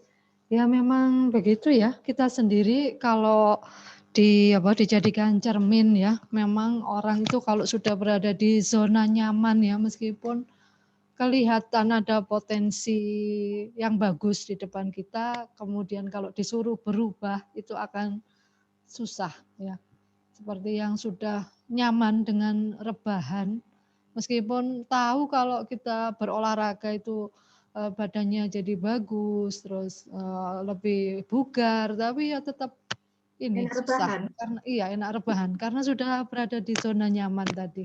Ya saya kira memang memang seperti itu. Jadi memang orang-orang yang maju, makanya kita tahu ada orang yang selamanya menjadi petani begitu-begitu saja, tetapi ada juga yang petani yang tekun, ulet, kemudian bisa berkembang. Nah, itu saya kira tergantung dari keberanian untuk meninggalkan zona nyaman itu. Ya. Jadi kadang memang teori itu tidak otomatis ya. bahwa kalau umurnya lebih muda, pendidikannya lebih tinggi, itu akan lebih mudah menerima inovasi, tidak seperti itu di lapangan. Baik, saya kira tadi sudah banyak sekali, selain ilmu juga sharing ya, yang disampaikan oleh Bu Luis. Terima kasih banyak atas korbanan waktu, tenaga, pikiran. Semoga apa yang Ibu Luis ini sampaikan ini bermanfaat ya, menjadi ladang amal barokah atau amal jariah ya. Karena nanti saya yakin 1, 2 atau 3 itu akan dipakai terus oleh adik-adik saat terjun langsung di lapangan. Saya kira itu, kalau sudah tidak ada pertanyaan, kembali lagi saya umumkan ke kelas ini bahwa minggu depan itu ada satu lagi kuliah tamu atau guest lecture nanti dengan Pak Mas Huda, pemilik CV Wonosari Agro Hortikultura ya, yang membudidayakan paprika dan cabai. Kemudian setelah itu, pertemuan berikutnya itu akan diisi dengan evaluasi materi dari Ibu Luis ini. Jadi bagi kalian yang tadi sudah menyimak, mencatat ya, dipelajari kembali karena 2 minggu dari sekarang akan ada evaluasi. Kemudian sebagai trigger ya, atau sebagai penyemangat, nanti ada sesuatu reward yang sudah saya siapkan untuk mahasiswa yang berhasil terbaik di tiap-tiap kelas pada evaluasi itu. Bukan sepeda ya? Hadiahnya sepeda. Nggak tahu nanti Bu Luis, jadi surprise, kejutan. Iya. Oh, iya. Matur suwun. Baik, saya akhiri acara atau pertemuan guest lecture kali ini. Nanti akan saya rekap di LMS daftar hadirnya, jadi kalian tidak perlu nginput sendiri, tapi kami nanti yang akan menginput. Semoga bermanfaat dan kalian di rumah juga sehat-sehat selalu, baik yang di rumah maupun di asrama. Maksud saya tetap belajar meskipun kondisi kita masih dalam keterbatasan seperti ini. Jangan mengendurkan semangat untuk selalu berinovasi, belajar hal-hal baru. Kemudian tadi coba sekali-sekali beranjak dari zona nyaman tadi. Baik, ya. Saya kira itu yang bisa saya sampaikan. Mohon maaf jika ada kekurangan dalam kuliah tamu kali ini. Silahkan nanti kalian bisa live. Saya akhiri. Terima kasih sekali lagi Bu Luis. Iya, saya mohon maaf atas kekurangan tadi ya, atas ketidaklancaran di awal kita tadi. Oh iya. Nggih. Insya Allah ini tidak mengurangi bobot dari perkuliahan yang kita jalani bareng-bareng. Saya akhiri ya. Assalamualaikum warahmatullahi wabarakatuh. Kalian bisa live meeting. Ya. Waalaikumsalam warahmatullahi wabarakatuh. Waalaikumsalam warahmatullahi wabarakatuh. Terima kasih, Bu. Iya.